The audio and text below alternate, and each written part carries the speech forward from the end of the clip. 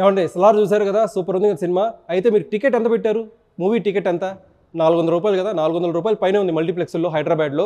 And ఆంధ్రప్రదేశ్లో వచ్చేసి 224 రూపాయలు అనుకుంటా మల్టీప్లెక్స్లో.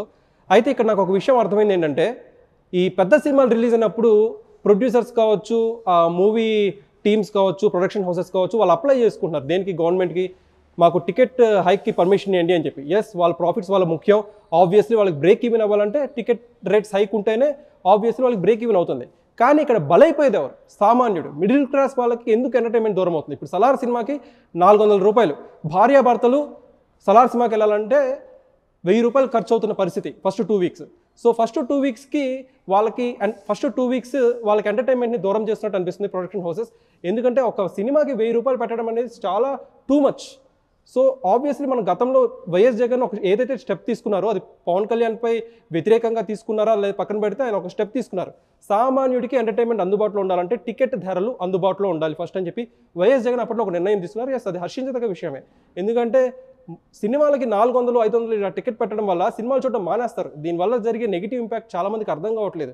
ఎందుకంటే వాళ్ళు కలెక్షన్స్ పరంగా, బ్రేక్ ఈవెన్ పరంగా చూసుకుంటున్నారు తప్పితే ఒకప్పుడు 2-3 సార్లు చూస్తే ప్రేక్షకులు సినిమాని ఇప్పుడు ఒకసారి చూసి ఆపేస్తారు. దానికి కారణం ఏంటి? టికెట్ రేట్స్ ఇట్లా హైక్ ఉండడం వల్ల. సో ఏదైతే సినిమాకి 150 నుంచి 200 మధ్య ప్రజెంట్ ఉన్న పరిస్థితుల్లో ఆ 150 నుంచి 200 మధ్య రేంజ్ అనేది ఓకే, అది మనం ఒప్పుకోవాల్సిన విషయమే. అది ఓకే, అది ఒప్పుకోవాల్సిన విషయమే. కానీ 200 దాటిపోయి 300, 400 అనేది చాలా టూ మచ్.